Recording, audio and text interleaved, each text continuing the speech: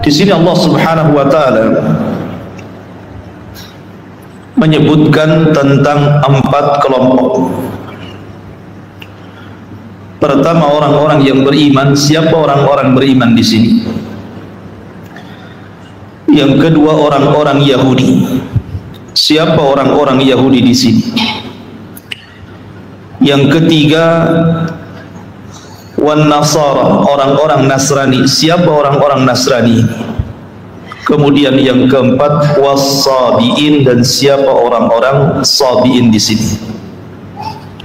Kita akan berkenalan 4 kelompok yang disebutkan di dalam surah Al-Baqarah 62. Di sini Allah Subhanahu wa taala, sesungguhnya orang-orang yang beriman. Siapa orang-orang yang beriman di sini?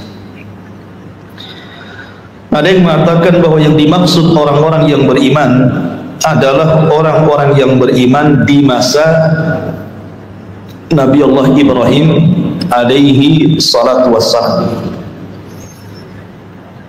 Jadi orang-orang yang mengikuti Nabi Allah Ibrahim, merekalah yang dimaksud pada Al-Baqarah 62 di sini. Tentu yang mengikuti syariat Ibrahim, karena banyak juga di zaman Ibrahim yang menolak dakwah Ibrahim. Contohnya ketika Nabi Ibrahim berada di Irak dalam kekuasaan Namrud, justru dakwahnya ditolak. Makanya dari situ Nabi Allah Ibrahim hijrah dari Irak ke Palestina. Di Palestina inilah baru kemudian berkembang dakwahnya. Kemudian yang kedua, walladzina hadu, dan orang-orang Yahudi. Siapa orang-orang Yahudi ini? Kenapa disebut Yahudi? Asal kalimat Yahudi ini, ada yang mengatakan bahwa diambil dari kata-kata hudnah. Hudnah itu artinya kami bertobat dan kembali kepada Allah. Ada juga yang mengatakan kalimat hadu, orang-orang Yahudi di sini diambil dari Yahuda. Yahuda itu satu di antara putra Nabi Allah Ya'qub. Ingat waktu kita membahas nama-nama putra-putra Ya'qub. Di sana ada Yusuf, kemudian Binyamin, kemudian Ruben, kemudian Yahuda, kemudian Lawa, Sam'un, Zabulun, Yasakir, kemudian Dan, Naftali, Jad, dan Ashir. Itu putra-putra Yakub. Nah, salah satu putra Yakub itu namanya Yahuda. Dari sinilah muncul Yahudi, dari turunan Yahuda tadi. Ada juga yang mengatakan kalimat hadu itu artinya taharraku, karena mereka tergesa-gesa ketika membaca Taurat. Makanya mereka disebut Yahudi. Berarti dari sini penamaan Yahudi karena 3 perkara. Pertama, diambil dari kata-kata hudnah, dan itu difirmankan oleh Allah Subhanahu wa taala di dalam surah Al-A'raf ayat 154 sampai 156. Allah mengatakan, walamma sakata am Musal ghadab akhadal alwa. Ketika Nabi Musa alaihi salatu wassalam reda emosinya, karena ketika itu kan Musa baru datang dari Bukit Saina mengambil Taurat. Tiba-tiba pulang, Bani Israel murtad, menyembah patung anak sapi yang dibentuk oleh Samiri. Jelas Musa marah. Maka di sini Allah mengatakan sesudah amarah Musa mereda, maka dia pun mengambil kembali papan Taurat itu. Wa fi nuskhatiha hudan wa rahmah lil ladzina hum li rabbihim yarhabun. Kemudian Allah mengatakan, dan dalam tulisan Taurat itu terdapat petunjuk dan rahmat untuk orang-orang yang takut kepada Tuhannya. Wakhtara Musa qaumahu sab'ina rajulan limiqatina.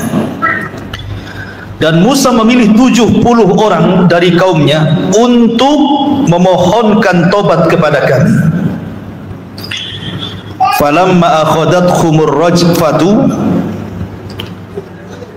pada waktu yang telah kami tentukan, maka ketika kami goncangkan gempa, qala rabbi in syi'ta akhlaqtahum min qablu wa iyyai. Maka Musa berkata, ya Tuhanku, kalau engkau menghendaki, tentu engkau membinasakan mereka dan juga membinasakan aku sebelum ini. Atuhlikuna bima fa'ala as-sufaha'u minna. Kemudian Musa mengatakan, apakah engkau akan membinasakan kami karena perbuatan orang-orang yang kurang berakal di antara kami? In hiya illa fitnatuka tudillu biha man tasha wa tahdi man tasha. Waliyuna faghfir lana warhamna anta khairul ghafirin waktub lana fi hadhihi dunya hasanah wa fil akhirati inna hudna. Di sini ada kata inna hudna. Kemudian Musa alaihi salatu wassalam mengatakan, itu hanyalah cobaan yang engkau cobakan kepada kami.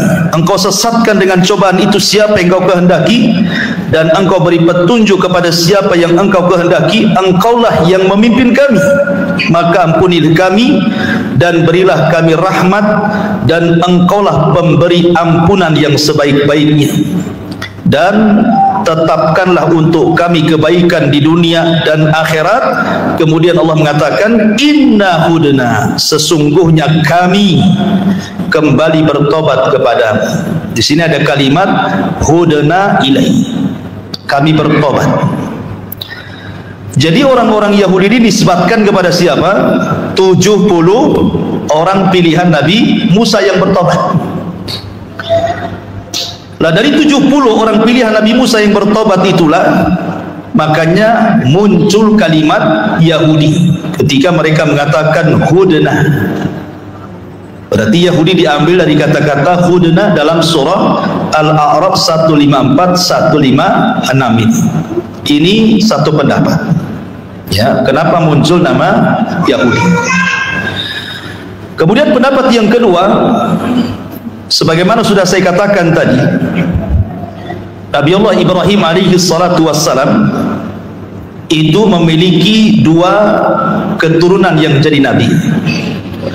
Pertama Ismail, yang kedua Ishak. Dari Ismail tidak ada keturunan jadi nabi kecuali penutup para nabi, Rasulullah sallallahu alaihi wa ala alihi wasallam. Tetapi dari Ishak ini turun nabi banyak. Ketika dia punya anak namanya Yakub, Yakub inilah disebut Israel. Sebagaimana ma'ruf di dalam Al-Qur'anul Karim kalimat Israel ini kan. Contoh saja umpamanya dalam surah Maryam. Kita lihat dalam surah Maryam ayat 58. Allah mengatakan, ulaika alladzina an'ama Allahu 'alaihim minan nabiyyina min dzurriyyati Adam wa mimman hamalna ma'a Nuhin wa min dzurriyyati Ibrahim wa Israila. Di sini ada kalimat Israel. Mereka itulah orang-orang yang telah diberikan nikmat oleh Allah, yaitu dari golongan para nabi dan dari keturunan Adam dan dari orang yang kami bawa dalam kapal bersama Nuh dan dari keturunan Ibrahim dan keturunan Israel. Siapa maksudnya Israel di sini? Yakub. Dan dari keturunan Yakub, gitu maksudnya. Lah dari Yakub inilah tersemat kalimat Israil. Nama lain daripada Yakub itu Israel, sehingga seluruh keturunannya disebut Bani Israel.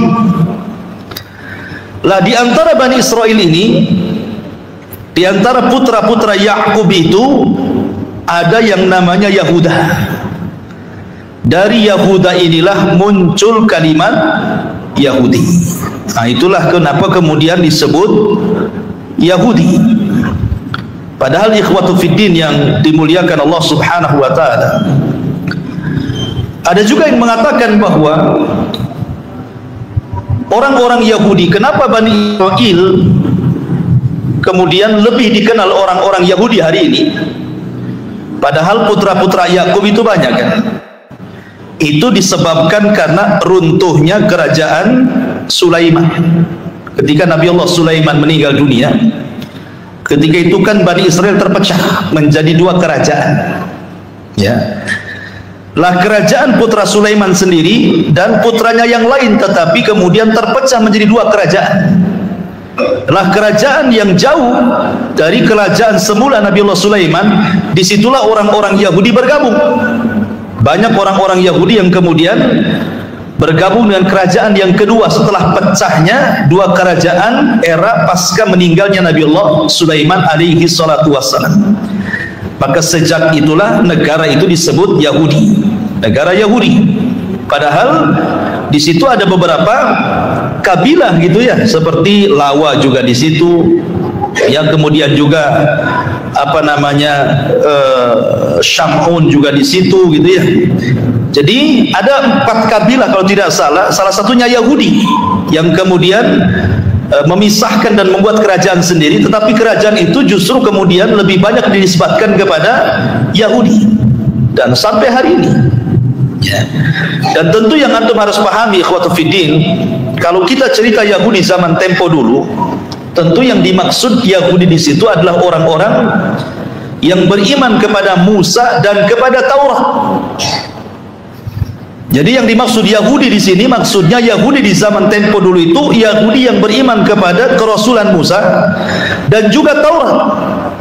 Tapi Yahudi-Yahudi yang ada di Madinah, Yahudi-Yahudi yang ada di Madinah di zaman Nabi Shallallahu Alaihi Wasallam itu sudah mengikuti Taurat-Taurat yang sudah dipelintir. Ya, makanya di antara mereka ada yang menuhankan Uzair, sebagaimana Allah Subhanahu wa taala berfirman, wa qalatil yahudu Uzair ibnullah. Berkatalah orang-orang Yahudi Uzair itu putra Allah. Maksudnya Uzair itu Nabi Uzair yang ma'ruf, yang ditidurkan oleh Allah Subhanahu wa taala satu abad itu. Ya, Nabi Uzair itu mereka anggap itu adalah apa namanya putra Tuhan, disebabkan karena mampu menghafal Taurat dalam benaknya. Padahal Musa sendiri tidak hafal Taurat, dia tetap memegang papan Taurat, tetapi Uzair mampu menghafal Taurat. Makanya orang-orang Yahudi mengira bahwa Uzair itu keturunan Allah gitu ya. Oh, kalau orang Islam menghafal Quran banyak, ya kan? Enggak juga dikatakan anak hafal Quran si Musa itu ya, dikatakan anak Tuhan kan gitu ya, karena terlampau banyak anak Tuhannya nanti, karena yang menghafal Quran banyak dalam Islam. Dan satu-satunya agama yang bisa menghafal kitabnya hanyalah Islam. Kalau agama-agama yang lain jarang, hampir tidak ada yang menghafal dengan teksnya gitu ya, di luar kepala kitab-kitab mereka, baik Yahudi ataupun Nasrani. Ma'asyiral muslimin yang dimuliakan Allah Subhanahu wa taala. Jadi intinya bahwa penamaan Yahudi itu diambil dari salah satu putra beliau, putra Nabi Yakub, namanya Yahuda. Ada juga yang mengatakan karena kalimat hadu itu artinya taharruk, mereka bersegera, tergesa-gesa memahami Taurat. Bahkan mereka kemudian memelintir Taurat, sehingga Allah Subhanahu wa taala firmankan yuharrifunal kalima an mawadi. Mereka suka merubah kitab-kitab mereka dengan tangan-tangan mereka. Adapun sejarah Yahudi semuanya hitam, tidak ada yang putih. Ya, tidak juga hitam putih. Ya, semuanya hitam. Karena orang-orang Yahudi itu dikenal dalam Al-Quran sendiri sebagai kaum pendusta para nabi. Bukan hanya sebagai pendusta para nabi, pembunuh para nabi. Makanya Nabi SAW saja ketika diajak dagang itu belum diangkat jadi nabi itu oleh pamannya Abu Talib, sama Buhairah Rahib disuruh balik lagi. Takut kalau seandainya ketemu orang-orang Yahudi di Syam, kemudian tanda-tanda kenabian mereka ketahui, nanti dibunuh lagi. Makanya Abu Talib pun kemudian tidak jadi membawa Rasul ke Syam dan balik ke kota Mekah. Itulah sifat daripada orang-orang Yahudi. Taib. Kemudian kelompok yang keempat, As-Sabi'in. Ini yang menarik. Mungkin antum sering dengar Yahudi, Nasrani. Ini agama As-Sabi'in. As-Sabi'ah ini apa? Ya, siapa mereka? Kenapa Allah Subhanahu wa taala cantumkan sebagai kelompok yang keempat setelah menyebutkan orang-orang yang beriman di zaman Ibrahim, kemudian orang-orang Yahudi yang mengikuti Nabi Musa, kemudian yang ketiga Nasrani dulu. Kenapa sampai disebut Nasrani? Kalau Yahudi saya sudah tahu tadi. Ada yang mengatakan bahwa penamaan Nasrani ini ikhwatufiddin yang dimuliakan Allah Subhanahu wa taala diambil dari kalimat An-Nasirah. An-Nasirah itu satu tempat di mana Isa ibnu Maryam dilahirkan dan menetap di situ dan diangkat menjadi nabi dan rasul. Sebuah tempat namanya Nasirah. Maka siapapun yang kemudian mengikuti ajaran Isa, mereka mengatasnamakan diri sebagai An-Nasarah. Diambil dari An-Nasirah, tempat kelahiran Isa. Ini satu pendapat tentang kenapa kemudian Nasrani disebut An-Nasarah. Kemudian yang kedua, dan An-Nasirah di mana? Letaknya di Palestina, ya, tempat di Palestina di mana Isa bin Maryam lahir di situ dan diangkat sebagai nabi dan rasul juga di situ. Kemudian yang kedua disebut Nasara juga karena mereka ketika Nabi Musa alaihi salatu wassalam, Nabi Isa alaihi salam, mereka orang-orang Romawi berusaha untuk membunuh Isa, ya kan? Berusaha untuk membunuh Isa karena ketika itu kerajaan Romawi di zaman itu sudah berhasil membunuh Yahya, kemudian setelah itu membunuh Zakaria. Kemudian mereka khawatir kalau kemudian Isa ini karena tahu bahwa Yahya dan Zakaria itu kan masih kerabatnya, otomatis dia bisa menggerakkan orang melawan kerajaan gitu ya. Maka sebelum terjadi kekhawatiran kerajaan ini, akhirnya kemudian mereka pun hendak membunuh Isa bin Maryam. Lah, kemudian Isa bin Maryam ini memiliki orang pilihan sebanyak 12 orang. Lah, orang-orang pilihan ini disebut Hawariyun. Disebut Hawariyun. Makanya Allah Subhanahu wa taala berfirman, "Man ansari ila Allah?" Qala al-hawariyuna nahnu ansarullah. Berkata Hawariyun, berkata Isa bin Maryam, siapa yang akan menolongku? Maka orang-orang Hawariyun yang berjumlah 12 itu mengatakan, kami yang akan menolongmu. Maka ketika dia kemudian menolong Isa, dalam bahasa Arab menolong itu kan nasara, yansuru nasran gitu ya. Maka kemudian diberi namalah Nasara itu dari kalimat Nasara, artinya menolong, membela ya. Dari 12 orang pilihan Nabi Musa, Nabi Isa alaihi salatu wassalam ketika Isa hendak dikepung oleh pihak kerajaan Romawi kala itu. Tetapi kemudian Allah Subhanahu wa taala mengangkat Isa ke langit dan menyerupakan di antara 12 orang pilihan satu di antara mereka yang dibunuh, disalib, dan kemudian orang-orang Yahudi mengklaim mereka sudah membunuh dan menyalib Isa. Padahal Isa diangkat ke langit ya. Makanya kemudian karena sebab mereka menolong Isa, dan kemudian diikuti orang-orang yang mengikuti ajaran Isa, maka ajarannya kemudian disebut An-Nasara. Jadi An-Nasara itu diambil dari kelahiran Isa An-Nasiri di Palestina sana, maka pengikutnya disebut Nasara. Ada juga diambil dari kata-kata Nasara itu artinya menolong. Jadi siapapun yang menolong agama Isa, siapapun yang berusaha untuk membentengi Isa bin Maryam dan ajarannya, maka mereka disebut An-Nasara. Ya, ma'asyiral muslimin yang dimuliakan Allah Subhanahu wa taala. Tetapi ikhwatu fiddin yang dimuliakan Allah Subhanahu wa taala, tentu kalau kita melihat An-Nasara di zaman itu tentu berbeda dengan Nasara di zaman sekarang, kan gitu ya. Karena Nasara di zaman itu memang agama yang paling benar setelah agama Yahudi. Jadi mereka betul-betul berpegang kepada ajaran Isa bin Maryam. Mereka tidak menuhankan Isa sama sekali. Baru setelah kemudian ada yang mengatakan 300 tahun setelah Isa meninggal, muncul seorang yang bernama Paulus atau siapa namanya, yang tadinya ajaran Yahudi kemudian tanasar, pura-pura menjadi Nasrani, kemudian melakukan perubahan dalam ajaran Nasrani, sehingga muncullah istilah-istilah yang kita kenal menurut mereka, seperti Isa adalah anak Tuhan, Isa satu di antara 3 Tuhan, bahkan yang paling ekstrim yang mengatakan Isa adalah Tuhan, gitu ya. Ma'asyiral muslimin yang dimuliakan Allah Subhanahu wa taala. Lalu apa bedanya dengan Al-Masih? Ya kan, ada penanggalan namanya penanggalan Masehi. Masehi bahasa Arabnya Masihi. Kalau bahasa kitanya Masehi. Kenapa ada penanggalan Masehi? Karena diambil dari kelahiran Isa Al-Masih. Lalu apa bedanya An-Nasara dengan Al-Masihiyun? Ya. Sebenarnya munculnya kalimat Al-Masih ini karena Allah Subhanahu wa taala berfirman di dalam surah Al-Imran ketika Allah mengatakan idz qalatil malaikatu ya Maryamu innallaha yubashshiruki bi kalimatin min husmuhul masihu Isa bin Maryam. Nah, di sini kalimat masih kan itu ya.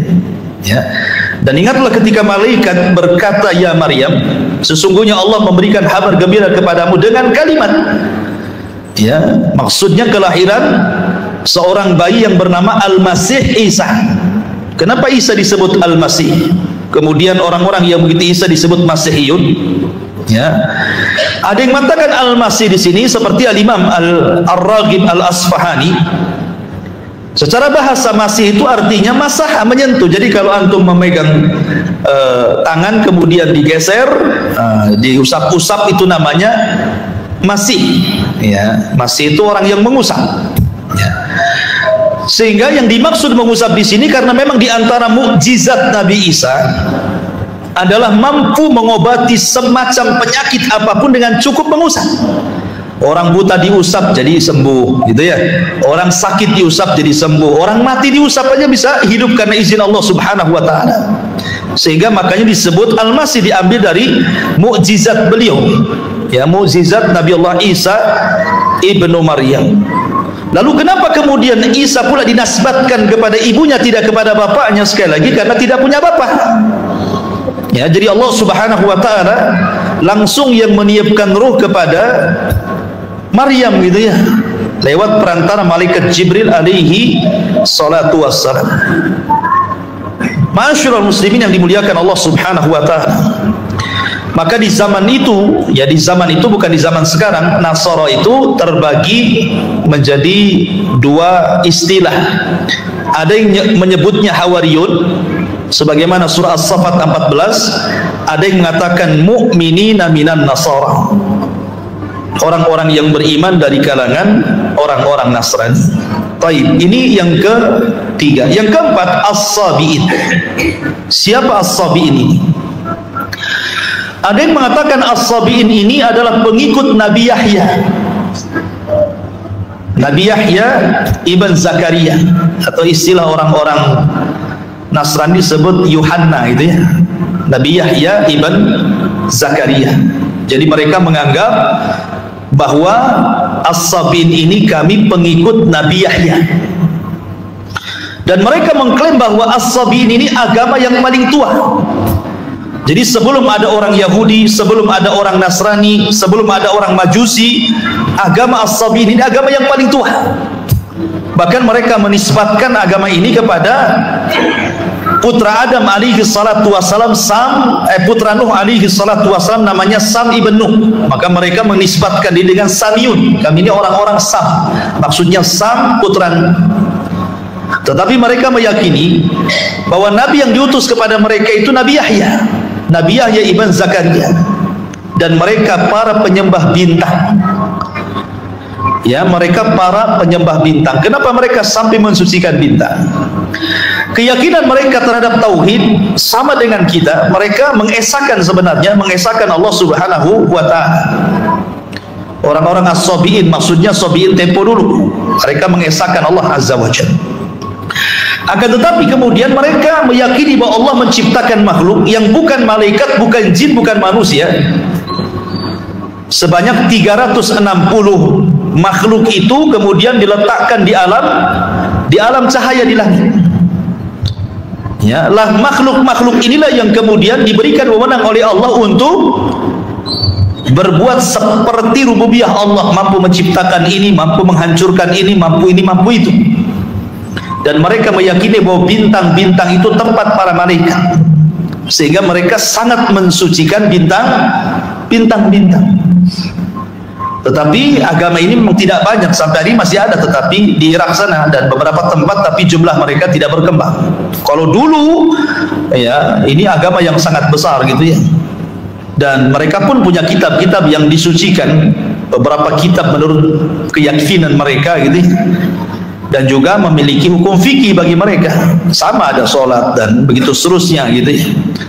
Nah, tetapi bagi mereka, tokoh-tokoh agama mereka syaratkan bahwa tokoh-tokoh agama orang-orang As-Sabiin ini pertama harus sehat rohani dan jasmani. Jadi kalau umpamanya orang buta tidak bisa jadi ustaz di agama Sabiin ini. Orang pincang nggak boleh, orang budak apalagi, orang bisu tak boleh gitu ya. Jadi betul-betul orang sehat secara fisik ya. Kemudian mereka tidak dikhitan, sama dengan Nasrani. Kalau Yahudi kan dikhitan, sama dengan Islam. Yahudi dikhitan, Islam juga di Islam itu. Tapi orang Nasrani As-Sabiin tidak dikhitan. Ya, kebanyakan orang Nasrani tidak dikhitan karena tidak jadi syariat mereka dikhitan itu. Lain dengan Yahudi, mereka dikhitan. Makanya ketika Raja Herakli, Raja Romawi ya, ketika mendapatkan surat dari Nabi SAW, sebelumnya dia bermimpi bahwa kerajaannya dicaplok oleh orang-orang yang dikhitan. Kemudian mimpinya dijelaskan kepada para peramal di sekitar kerajaan. Lah orang-orang menyangka bahwa jangan-jangan mimpi itu disyaratkan kepada orang-orang Yahudi. Kenapa? Karena belum ada surat dari Arab. Mereka nggak tahu bahwa orang Arab juga dikhitan gitu ya. Sementara bagi mereka orang-orang Romawi, setahu mereka yang dikhitan itu ya orang-orang Yahudi. Makanya kemudian penggawa kerajaan mengatakan kalau memang itu yang dikhawatirkan, kita bantai saja orang Yahudi katanya. Tapi setelah datang surat dari Nabi SAW, sebenarnya Herakli ini sudah masuk Islam. Tapi karena dia ingin mempertahankan negaranya, kerajaannya, akhirnya dia pun tidak masuk Islam. Tapi dia mengakui kenabian Nabi SAW karena mengikuti alur mimpinya tadi. Ya. Lah As-Sabiin ini tidak khitan mereka. Jadi mereka harus sehat jasmani rohani dan tidak ada khitan, dan mereka harus menikah, dan kalau punya istri tidak boleh mandul. Jadi istrinya harus beranak, ya, gitu ya. Baru jadi tokoh agama. Kalau istrinya mandul tidak bisa jadi ustaz. Kalau nggak dikhitan apalagi nggak boleh jadi ustaz. Nah, jadi mereka punya aturan. Termasuk juga ajaran mereka itu tidak boleh talak. Nggak ada talak, istilah talak di antara mereka. Kalau jadi suami istri ya seru selamanya gitu ya. Jadi suami istri itu nggak bisa milah-milih, ya itu dapat jodohnya lah kan itu ya. Walaupun kecuali kalau sudah parah betul gitu ya, mungkin terjadi talak. Dan banyak hukum-hukum mereka. Tapi yang jelas bahwa kalimat As-Sabiin ini diambil dari kata sobah. Ada yang mengatakan bahwa sobah itu artinya taraka, meninggalkan. Jadi orang yang meninggalkan dari yang baik ke yang buruk, dari yang buruk ke yang baik, itu disebut sabi dalam bahasa Arab. Makanya Nabi SAW, orang Arab menyebutnya sabi, karena Rasul meninggalkan agama, tidak mengikuti agama jahiliyah dan membawa agama baru. Dan ketika Umar bin Khattab masuk Islam pun orang-orang mengatakan sabi Umar itu. Ya. Jadi itu kalimat sabi, dan kalimat sabi ini dalam Al-Quran disebut dalam 3 ayat. Pertama dalam surah Al-Baqarah, yang kedua dalam surah Al-Ma'idah, yang ketiga dalam surah Al-Hajj. Disebut kalimat sabiin 3 kali. Sehingga para ulama menjadi khilaf, sebenarnya sabi ini siapa? Tadi pendapat yang pertama, as-sabi ini pengikut Yahya ibn Zakaria. Ada juga yang mengatakan bahwa as-sabiin ini adalah mereka bagian daripada agama Nasrani, tapi bukan Nasrani. Mereka bagian daripada agama Nasrani, tapi juga mereka mengatakan bahwa ya, sabi ini bukan Yahudi, bukan Nasrani, ya. Dan mereka tidak memiliki agama sama sekali, tidak memiliki agamanya, mengikuti fitrahnya saja. Wallahu a'lam, banyak khilaf di antara para ulama ini tentang agama as-sabiin ini. Yang jelas bahwa yang masyhur di antara ulama bahwa mereka mengakui bahwa Yahya itu sebagai nabi mereka. Itu saja. Makanya di sini Allah mengatakan innal ladzina amanu wal ladzina hadu wan nasara was sabiin man amana billah. Jikalau mereka beriman kepada Allah dan hari akhir, wa amila salihan, dan beramal saleh, falahum ajruhum inda rabbihim wala khaufun alaihim wala hum yahzanun, maka bagi mereka pahala mereka di sisi Rabb mereka, dan tidak ada rasa takut bagi mereka dan tidak bersedih hati. Artinya bahwa siapapun yang beriman di zamannya, ingat ya, kita ini kan bicara tentang di zamannya. Kalau di zaman sekarang tidak boleh kecuali harus masuk Islam, tidak boleh. Karena Nabi SAW yang mengatakan la yasma'u bi yahudiyyun wala nasraniyyun summa lam yu'minu bih illa kanu min ashabil jahil. Siapapun yang mendengar diutusnya diriku, kata Nabi SAW, mau dia Yahudi, mau dia Nasrani gitu ya, maka ketika dia tidak beriman kepada aku, maka dia termasuk penduduk neraka jahil. Ya. Bahkan Nabi tegas-tegas mengatakan, kalau seandainya Musa hayyan, lau kana Musa hayyan summa taba'tumuhu wa taraktumuni la dhalaltum. Kalau seandainya Musa Bani Israel hidup di zaman sekarang, kalian ikut Musa dan meninggalkan dirimu, sesat kalian. Artinya apa? Seandainya nabi-nabi itu pun hidup, maka mereka pun harus gabung dengan Nabi SAW. Tidak bisa kemudian mendakwahkan syariatnya sendiri, karena Nabi SAW diutus bukan kepada kaumnya, bukan seperti nabi-nabi sebelumnya, tetapi Nabi itu diutus kepada seluruh manusia. Ketika diutus kepada seluruh manusia, berarti tidak boleh ada nabi setelah Nabi SAW, karena Rasul sudah diutus kepada semua manusia. Ya, berarti tidak berhak ya orang-orang itu mendakwahkan agamanya kecuali harus mengikuti Islam. Masyarul muslimin yang dimuliakan Allah Subhanahu wa taala. Kemudian kalau kita menggabungkan Yahudi dan Nasrani, dalam Al-Qur'an itu ada istilah ahlul kitab kan? Ahlul kitab. Kalau disebut ahlul kitab, maknanya apa? Maknanya Yahudi dan Nasrani. Kalau disebut ahlul kitab, maknanya Yahudi dan Nasrani, tidak masuk as-sabiin. Ya, as-sabiin tidak masuk dalam kalimat ahlul kitab. Kalau diitlakkan ahli kitab dalam Al-Quran, maksudnya Yahudi dan Nasrani. Lalu apa perbedaan Yahudi dengan Nasrani? Kalau Yahudi beriman dengan Musa dan syariatnya dan kitab mereka Taurat. Kalau Nasrani, maka mereka beriman kepada Isa dan kitab mereka Injil. Ya, kitab mereka Injil. Tapi Yahudi tidak menuhankan Isa. Yahudi tidak menuhankan Nabi Musa. Yahudi tidak mengatakan Musa itu anak Allah. Musa itu satu di antara 3 Tuhan. Nah, yang mengatakan seperti ini kepada nabinya hanya Nasrani. Yang mengatakan Isa anak Tuhan, Isa satu di antara 3 Tuhan, Isa Tuhan itu sendiri, hanya Nasrani. Yahudi tidak. Yahudi tidak mengatakan Musa anak Allah. Mereka yang mengatakan Uzair anak Allah. Kemudian juga dari segi hari yang disucikan, orang Yahudi menghargai dan mensucikan hari Sabtu, tapi orang Nasrani hari Ahad, Islam hari Jumat gitu. Kemudian juga dari segi kiblat, Orang-orang Yahudi mereka mengambil kiblat Baitul Maqdis. Islam mengambil kiblat ke mana? Ke Ka'bah sananya, ke Mekah. Orang-orang Nasrani ke arah timur. Ya. Kemudian juga dari segi keyakinan mereka terhadap Ibrahim. Semua mengakui, Yahudi mengatakan Ibrahim Nabi mereka, Nasrani mengatakan Ibrahim Nabi mereka, Islam pun mengakui Ibrahim itu adalah kakek buyut Nabi SAW. Dan pengakuan orang-orang Yahudi dan Nasrani dibantah dalam Al-Quran. Maka na Ibrahimu Yahudiyan wala Nasraniyah, walakin kana hanifan muslimah. Ibrahim bukan Yahudi, Ibrahim bukan Nasrani. Ibrahim itu seorang Muslim yang hanif, yang jauh daripada kesyirikan kepada Allah Subhanahu wa ta'ala. Adapun keyakinan mereka terhadap Imam Mahdi yang akan turun di akhir zaman, orang-orang Nasrani mengakui bahwa Isa itu akan turun di akhir zaman. Isa akan turun di akhir zaman. Tetapi orang-orang Yahudi mengakui bahwa bukan Isa yang akan membebaskan dunia, tetapi Al-Masih Dajjal dalam keyakinan kita terhadap mereka. Jadi Isa menunggu, Nasrani menunggu Isa, Yahudi menunggu Dajjal, Islam menunggu Imam Mahdi, gitu loh maksudnya. Ya. Tetapi ikhwatu fiddin dimuliakan Allah, keyakinan kita Isa itu turun dalam rangka membantu Imam Mahdi, membantu syariat Islam, bukan menegakkan ajaran yang dibawanya. Karena tidak ada Nabi setelah Rasul Sallallahu Alaihi Wasallam. Ketika dia turun tidak berhak dia melancarkan dakwahnya. Karena ketika Isa diangkat ke langit sudah sempurna kenabiannya.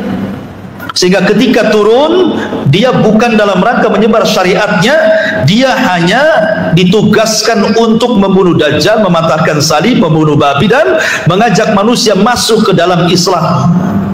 Dan Isa berdoa kepada Allah untuk berjumpa dengan Rasul, dan Allah ketemukan saat peristiwa Isra dan Mi'raj.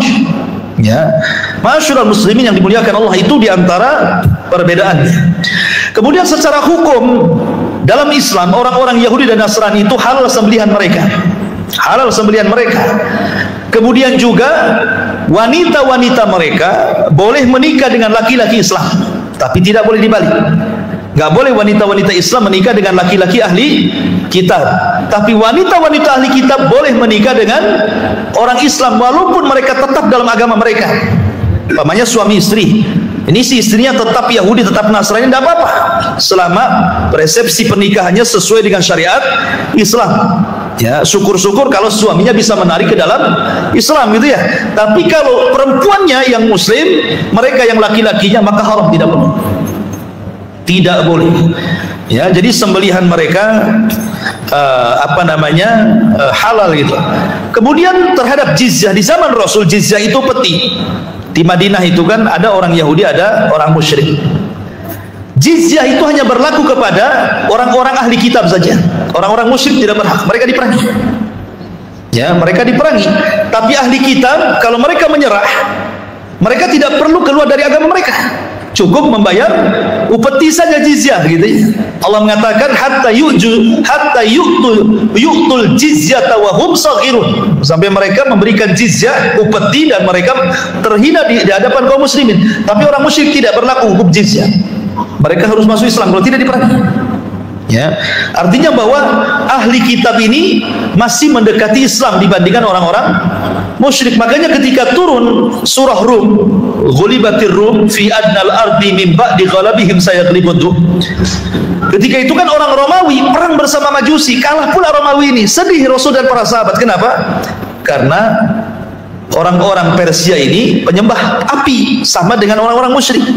Sementara orang-orang Romawi ini mereka Nasrani, memiliki kitab, makanya Rasul sedih, ya kan?